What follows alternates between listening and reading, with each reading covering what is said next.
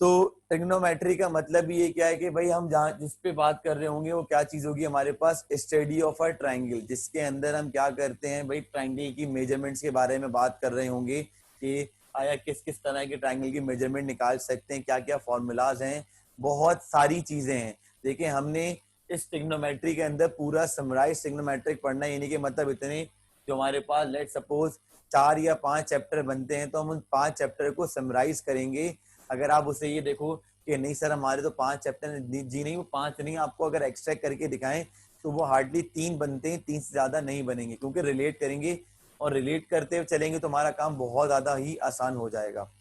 तो ट्रिग्नोमेट्री में सबसे पहले मैं बात करूंगा आपके पास कन्वर्ट किस तरीके से करते हैं डिग्री से रेडियन और रेडियन से डिग्री में।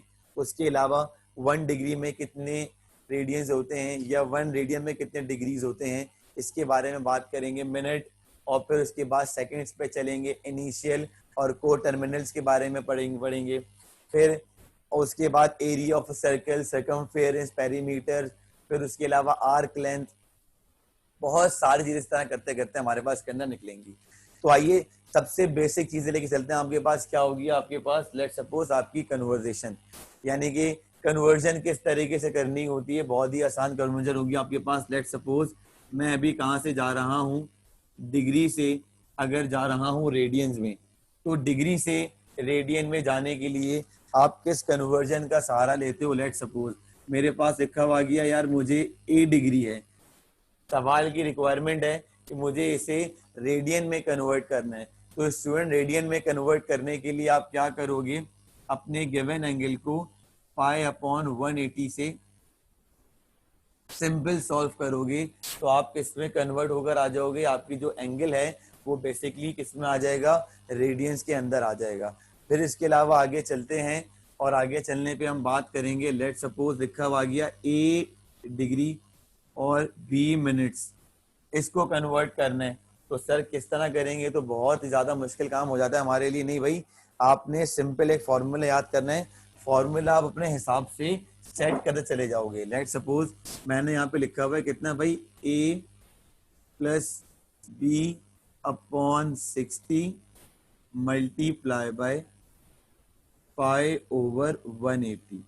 अब आपके पास यहाँ पर ए और बी क्या होंगे, ए आपके पास मेजरमेंट होगी डिग्री की और बी आपके पास क्या होगा, कोई चीज मिनट्स में अगर गिवन होगी तो आप उसको इस तरीके से कन्वर्ट करोगे। फिर आगे चलते हैं, अगर आप सेकंड्स पे जाना चाह रहे हो और फिर उसको कन्वर्ट करना है किसके अंदर, लेट सपोज डिग्री के रेडियन के अंदर कन्वर्ट करने का लिखा हुआ है, देखो इस तरीके से। ये सब चीजें वही हैं जो आपने अपने फर्स्ट ईयर के लेवल में पढ़ी थी, बस मैं आपको डायरेक्ट लिख के दे रहा हूँ फॉर्मूला ताकि हमें इसको जल्दी से एब्जॉर्ब करने में आसानी हो जाए।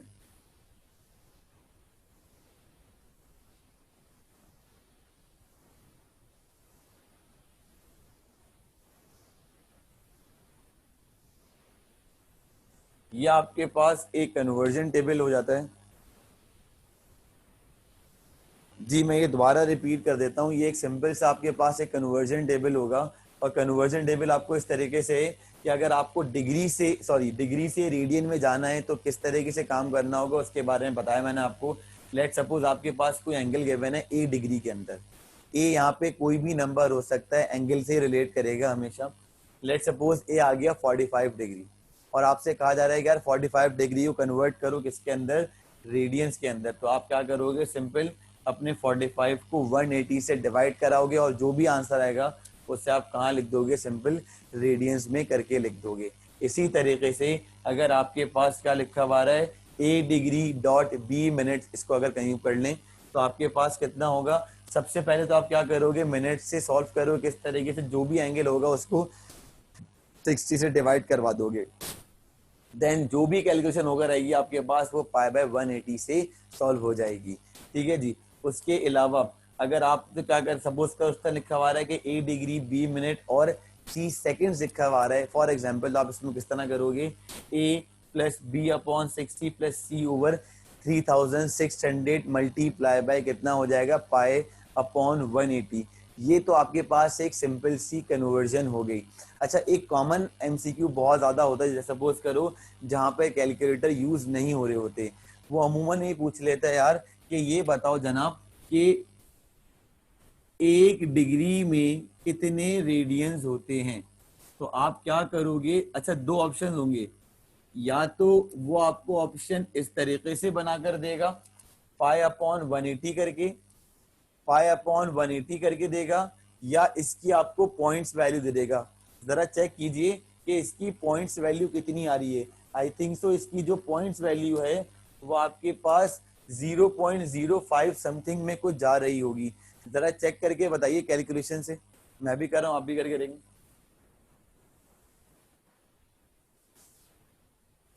पाई डिवाइडेड बाय 180, तो ये आपके पास मिलेगा 0 पॉइंट, जो इसकी पॉइंट्स वैल्यू है वो क्या है मेरे पास 0.0174।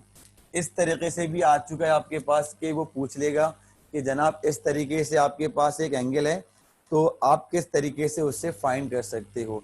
तो ये दोनों ही चीजें आपको याद होनी चाहिए। लेट सपोज जैसे कि सैयद यूनिवर्सिटी है, वो अपने टेस्ट के अंदर इस तरीके की चीजें बहुत डालते हैं वो लोग। क्यों? सबसे पहली बात क्या हो जाती है कि उनके पास जो है कैलकुलेटर अलाउ नहीं होगा, और कैलकुलेटर जहां अलाउ नहीं होगा तो वहां पे कैलकुलेशन को इतना ज्यादा मुश्किल करके कभी भी नहीं दिया जाता। ठीक है जी, यहां तक पहले कॉलम में किसी भी तरह का कोई प्रॉब्लम है तो बताइए।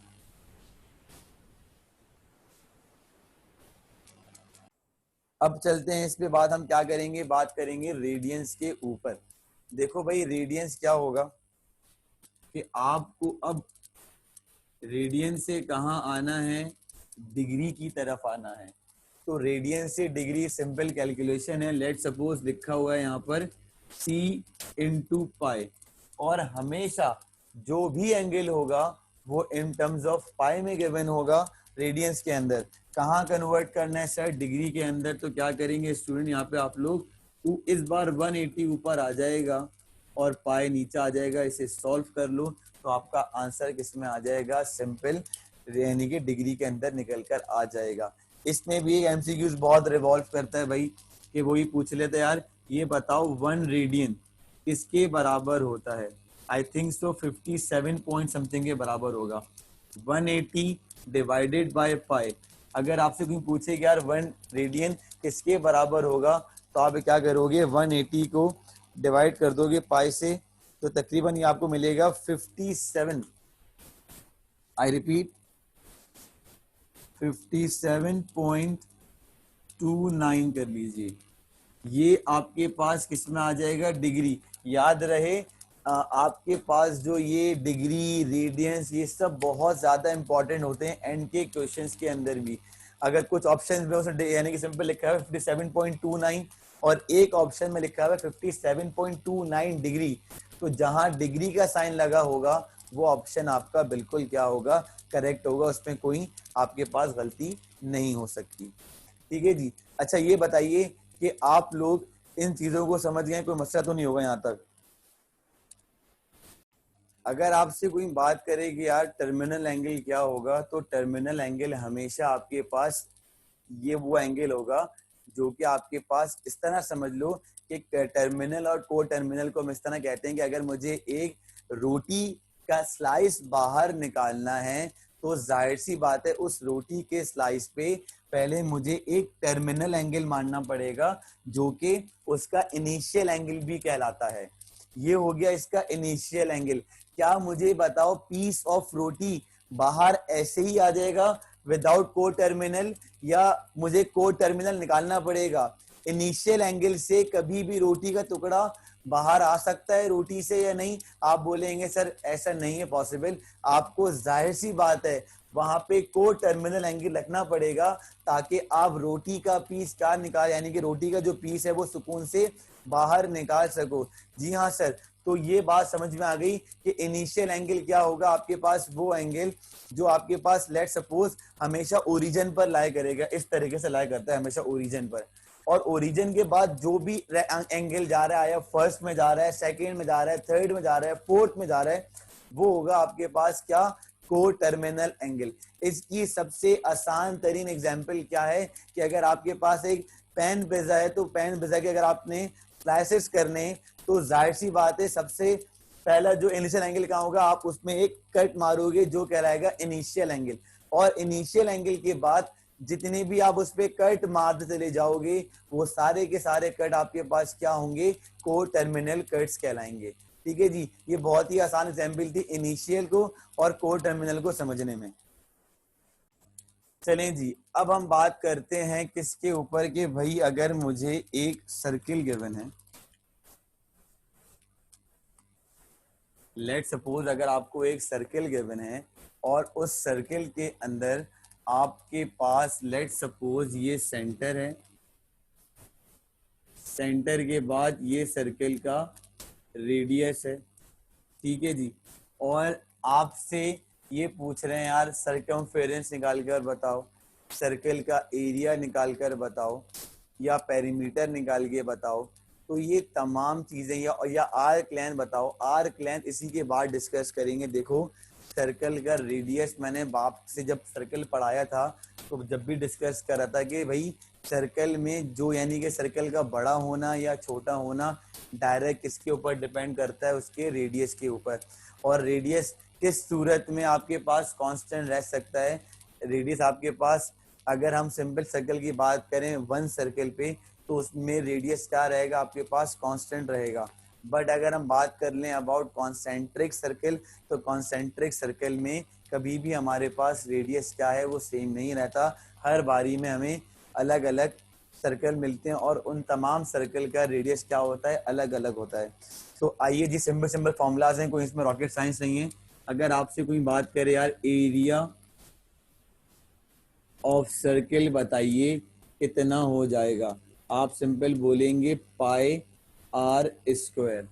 ठीक है जी, एरिया ऑफ सर्किल आपके पास कितना हो जाएगा, पाई आर स्क्वायर। फिर उसके अलावा सरकमफेरेंस की अगर बात की जाए, सरकमफेरेंस कितना हो जाएगा आपके पास, 2 पाई आर। ठीक है जी, ये आपके पास अब सपोज करो रेडियस निकाल, यानी कि लेट सपोज आपको क्या निकालना है, ये हो जाएगा आपके पास पूरी लाइन हो गई डायमीटर। तो भाई आप ये बोल सकते हो कि यार अगर मुझे लेट सपोज डायमीटर से क्या निकालना हो, रेडियस, तो आप सिंपल क्या करोगे भाई, डायमीटर है रेडियस निकालना है तो यूं भी कर सकते हो ट्वाइस ऑफ आर, और अगर रेडियस निकालना होगा तो कितना कर दोगे भाई, ये कर दोगे। डिपेंड अपॉन कंडीशन क्या क्या गिवन है। इसे कॉपी करें फिर चलते हैं आगे की तरफ।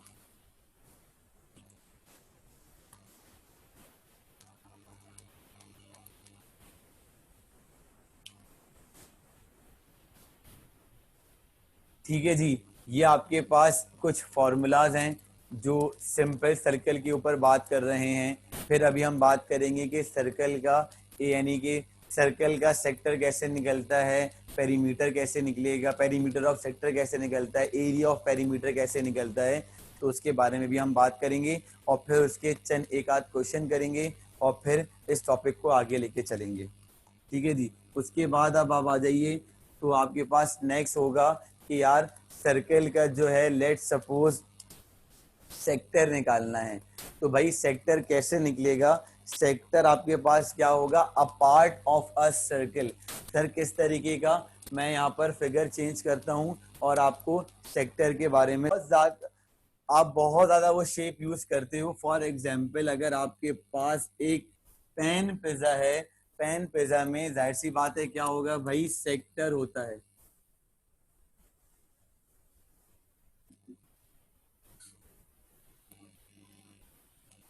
और सेक्टर के लिए आपके पास लेट सपोज ये हो गया एक इनिशियल आर्म, सेक्टर के लिए ये आपके पास क्या हो गया भाई, आपका इनिशियल आर्म। क्या मुझे बताओ इस कंडीशन में आपके पास जो है, इस कंडीशन में क्या आपके पास कोई भी पिज्जा का स्लाइस बाहर आ जाएगा, आप बोलोगे सर कभी भी नहीं आ सकता। क्यों सर, माना कि सेक्टर क्या है, पार्ट ऑफ सर्कल, के सर्कल का ही एक पार्ट है। तो लेट सपोज अगर आप लोग अमेरिकन सिस्टम पे जा रहे हो तो अमेरिकन सिस्टम में क्या होता है भाई, आप लोग वहां पे डिस्ट्रीब्यूट करके कोई चीज खाते हो। लेट सपोज अगर आपने एक 20 इंच का पिज्जा खाना है तो एक बंदा वो अकेला तो नहीं खा सकता, जाहिर सी बात है वो अपने साथ 1, 2 या 3 पार्टनर लेगा, और हर पार्टनर के लिए लेट सपोज अगर आपको एक स्लाइस उसे देना है तो पहले आपने क्या लगाना पड़ेगा, वहां पे एक इनिशियल एंगल लगाना पड़ेगा, और इनिशियल आर्म के बाद आप क्या करना शुरू करोगे, डिफरेंट डिफरेंट आर्क लगाना शुरू करोगे, तो आपको वहां से क्या मिलता रहेगा भाई, पिज्जा के प्लस स्लाइसेस बहुत सुकून से मिलते चले जाएंगे। और ये तमाम चीजें किसके ऊपर डिपेंड करती हैं, आपके थीटा पे। जाहिर सी बात है भाई, कभी आपने ये तो नहीं देखा होगा कि 20 इंच का पिज्जा आया, उसका ये रेडियस कुछ और है इस तरह का, यूं कुछ और है, टेढ़ा मेढ़ा शेप तो नहीं होता ना, वहां पे रेडियस क्या रहता है आपके पास, कांस्टेंट रहता है। सर कैसे, ये देखो भाई, मैं ये कह सकता हूँ कि आर्क लेंथ, यानी कि अगर मैं आर्क लेंथ की बात करूं इसी के अंदर, तो ये कहलाएगी इसकी आर्क लेंथ। तो आप बोलेंगे सर तो इसका मतलब ये हो गया कि arc length is directly proportional to theta. मैं कहूंगा जी हाँ बिल्कुल ऐसा ही है भाई, कि आपकी जो आर्क लेंथ है वो डायरेक्ट इसके ऊपर सेक्टर में जब आपके पास क्या निकलती है, आर्क लेंथ निकलती है, तो वो डायरेक्ट इसके ऊपर डिपेंड करती है थीटा के ऊपर। सर कैसे भाई, लेट सपोज कि आपने अमेरिकन सिस्टम में बात करी, 3 लोग पिज्जा खा रहे थे, तो क्या सबको इक्वल अमाउंट का पिज्जा मिलेगा? आप बोलोगे जी हाँ सर, वहां पे हम सबको इक्वल अमाउंट का पिज्जा मिलेगा, किसी को ज्यादा या किसी को कम नहीं मिल सकता। ठीक है जी। तो अब आप सपोज करो भाई, सर हमने पढ़ा था अपने इनिशियल क्लासेस के अंदर, जब भी आप साइन ऑफ प्रोपोर्शनैलिटी रिमूव करते हैं तब हमें क्या मिलेगा, इक्वल्स टू और कांस्टेंट। तो सर यहाँ पे कांस्टेंट क्या हो गया बच्चों, यहाँ पर जो कांस्टेंट है वो आर है। मैंने आपको एक और इसकी सबसे बेहतरीन एग्जांपल दूं, आपने देखा होगा कि लेट सपोज कि अगर कोई बंदा क्या खा रहा है भाई, पिज्जा की एग्जांपल लेके चलेंगे ताकि आपको मसला ना हो। अगर कोई बंदा पिज्जा खा रहा है भाई, तो मुझे बताओ वहां पर 3 लोगों की डिस्ट्रीब्यूशन है, तो उस पिज्जा का सबसे पहली बात कि क्या होगा, आपके पास जो रेडियस है वो कांस्टेंट रहेगा, बट आर्क लेंथ हर किसकी क्या होगी, अलग अलग होगी, क्योंकि हर बंदा अपने हिसाब से उसे एडजस्ट करके खाएगा। ये नहीं कि आपने 20 इंच के पिज्जा को कहा भाई आधा आप खा लो आधा मैं खा लूंगा, ऐसा पॉसिबल नहीं है। बहुत कम ऐसे लोग होते हैं जो सब ऐसे, यानी कि जो ये काम सुकून से कर जाएं। तो आपसे अगर कोई पूछे कि यार सेक्टर, ये सेक्टर में जब आप आर्क लेंथ निकालते हो तो आर्क लेंथ किसके ऊपर डिपेंड करती है, सबसे इंपॉर्टेंट पैरामीटर है आपके पास थीटा। जितना आप थीटा को बढ़ाते चले जाओगे उतनी ही आपकी आर्क लेंथ क्या होती चली जाएगी, बढ़ती चली जाएगी। फिर उसके अलावा आपसे कोई पूछे यार ये बताओ सेक्टर का पेरीमीटर कैसे निकालोगे, तो दोस्तों सेक्टर का पेरीमीटर, सेक्टर का एरिया भी पॉसिबल है। एरिया निकालने का फॉर्मूला, एरिया ऑफ सेक्टर, अभी मैंने इसके तकरीबन 2-3 क्वेश्चंस भी निकाले, मैं आपको हाथ के क्वेश्चंस भी करवा दूंगा ताकि प्रॉब्लम ना हो। एरिया ऑफ सेक्टर बराबर हो जाएगा आपके पास, area is equal to 1/2 s into r या आर इंटू एस। बट आपने कहा सर ऐसा भी तो हो सकता है कि आप एस की जगह पर आर और थीटा रख दे। मैंने कहा भाई ठीक है, ये वाला काम कब होगा, आप बोलोगे सर ये वाला काम तब होगा जब हमें एरिया ऑफ सेक्टर निकालना होगा, किसकी मदद से, with the help of, area of sector निकालना होगा with the help of angle और रेडियस। एंगल और रेडियस से भी हम क्या निकाल सकते हैं, एरिया ऑफ पेरीमीटर निकाल सकते हैं। ठीक है जी। इसके बाद एरिया ऑफ पेरीमीटर भी मैं यहीं पर लिख दूं ताकि आप लोग को वो ये टॉपिक जो होगा सिंपल वाला एक तरफ हो जाएगा, फिर इसके तकरीबन 2-3 क्वेश्चंस भी कर लेते हैं। पेरीमीटर का मतलब क्या होगा भाई, पेरीमीटर निकालने के लिए सिंपल करोगे आप क्या भाई, 2r प्लस एस, ये आपके पास पेरीमीटर का हो जाएगा फॉर्मूला। सही है जी। 2r प्लस एस आपके पास क्या होगा, सिंपल पेरीमीटर निकालने का फॉर्मूला। और एरिया निकालने का फॉर्मूला कितना होगा, 1/2 एस इंटू आर या 1/2 आर स्क्वायर इंटू थीटा। ये आपके पास सिंपल थ्योरी के क्वेश्चंस थे, और जो सिंपल आपको radian to degree, degree to radian के बारे में बता दिया। फिर इसके बाद अब जो इसके बाद आपको लेक्चर मिलेगा वो किस पे मिलेगा, अबाउट रेवोल्यूशन पे मिलेगा। रेवोल्यूशन के बाद फिर हम चलेंगे कि थीटा कौन से क्वाड्रेंट में लाई करेगा और किस तरीके से वो वाली सिमेट्री हमें सॉल्व करनी होगी, उसके बारे में भी हम इसमें बात कर लेंगे।